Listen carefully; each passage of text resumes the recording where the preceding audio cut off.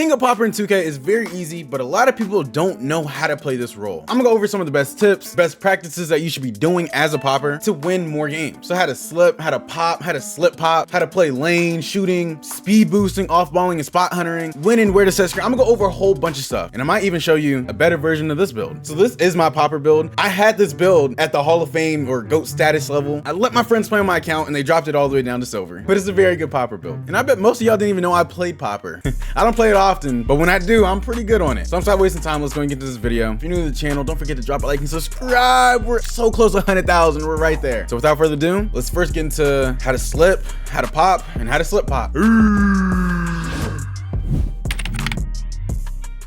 right, so getting to the gameplay. A lot of people don't understand that you don't have to actually set a screen for the screen to be effective. So I just did a quick slip right there, and pretty much that's me just faking like I'm about to set a screen, but I instantly just slipped to the basket. So once again, I'm not holding the screen. I'm just gonna run up, act like I'm about to set a screen, just easily roll, wide open dunk. And so this concept of not setting the screen, just faking it, goes for more than just slipping to the paint. You can also just pop out. So boom, I don't even set the screen, pop out to the corner, wide open, catch and shoot. I'm not gonna miss it. It's very hard for teams to guard this unless they're talking back and forth like, oh, I'm a switch, and it's very effective. So I think I do it this next play too. Majority of the time, I'm not even setting the screen. Like I'm either just slipping, popping, faking the slip, whatever, boom, I easily slip. He didn't throw it to me, but it got him open, created a mismatch. They didn't know what to do. I got open again for the corner three, easy. You don't always have to just hold the screen, okay? And so for the slip pop, trust me, I've been trying to find a clip of me doing it for like the past 20 minutes. I don't have any clips of it, but essentially you set the screen, instead of slipping to get the ball for an easy dunk, you slip, but you start walking your player out. And if your teammate throws it to you, it'll like fully drag you out and you can easily just shoot it. If you've played 2K, you should know what I'm talking about. A lot of people do it on the inbound. Like someone will be running up from the inbound, they'll run in a little bit, and then as soon as their teammate passes it, they run out and it'll drag them out crazy. Do that, but instead just do it with slipping, or do it after setting a screen, and it gets you open a lot. I just can't find any clips of it right now. All right, you guys, editor B3 here. To explain this a little bit further, pretty much, let's say you set a screen, right? You set a screen at the top of the 3-point line, boom, and now you're about to slip, so boom, you slip. Once you get to the free throw line, stop running, and then start like slowly walking your player backwards. If your teammate throws it to you when you're like slowly walking backwards, it'll like fully drag you back, and that's what the slip pop is. And so like I said, people do this on the inbound, like normal on the twos court. The person who's about to receive the ball, they'll cut in a little bit, and the person throwing in the ball will throw the pass to them when they start like walking out or like running out, and it'll drag them out and they just have wide open threes. That's what a slip pop is. Like I said, I'm sure you've probably played people that do it, or you've probably done it by accident too. And so the next thing we go over is, don't just be a center on the court. You can do a lot more than just catch and shoot and just play defense. Make your own shots, bro. And so these are a little bit older clips because I just don't clip myself scoring all the time. But if you figure out how to do the 2K21 speed boost, even L2 cancel,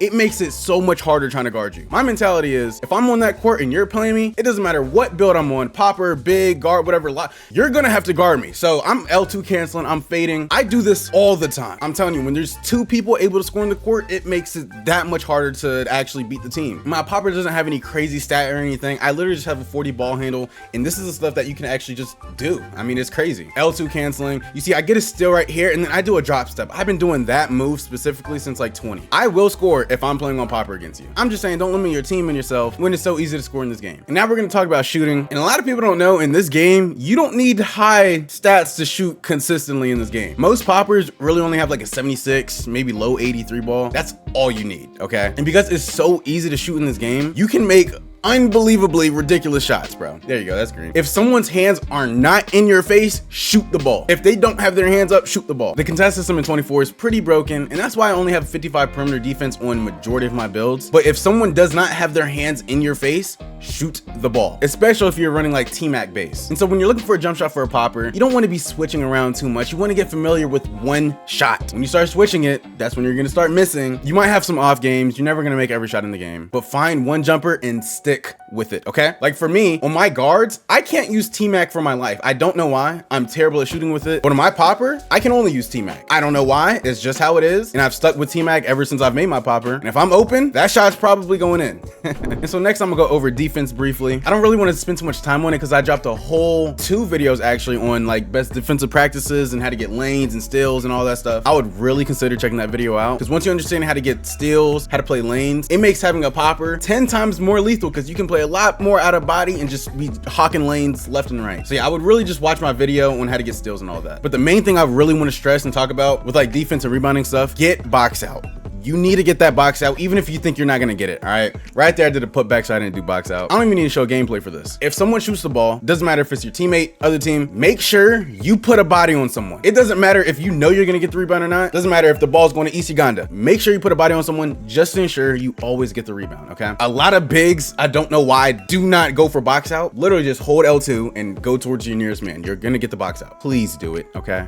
And so one of the last things I'm gonna go over is like off-ball movements and getting open as a popper. And it's a very specific badge I'm gonna be talking about. And it's this badge right here called Spot Finder. I'm not gonna say it's broken, but it's a very good badge that a lot of people don't use. So I'm gonna show you how to use it. Anytime you don't have the ball on offense and you're trying to like slip or pop to get open, just start spamming R2 and your player starts sprinting. So like that, he gets like a really quick speed boost animation without the ball. So I'm gonna try to find it. I'm trying to get a good animation of it. So boom, come here, John. So I'm gonna throw the ball to John, boom. And I'm just start spamming R2 to get open. My player's instantly like putting his hands up and he's running around and your player starts like sprinting. So boom, you see that like he's putting his hands up and he's sprinting. When you do this in part, like just coming up for the ball, like on the inbound, we're trying to backdoor cut, doing that spot hunter or spot finder. What's it called? Spot hunter, whatever. Spot finder. When you use that badge, it throws people off because you just start moving at the speed of light out of nowhere. So please just start spamming your turbo button, boom, start using that spot finder in game. But you do have to be wary though, because it will use up your adrenaline bars. So don't just be spamming it the entire possession, okay? Like if you're gonna do it, just do it like once a possession. And that's pretty much it. I guess the last thing I was gonna go over was just like where to set screens and how to set them. A lot of people think that like whenever you set a screen and like the defender falls down or, you know, gets cracked by the screen, like there's a method to do it. No, there's no method. If someone hits your screen and they fall down, it's just luck. Holding R2, not holding R2, that's not gonna change anything. But like the main tip, don't be setting screens like in the corner, okay?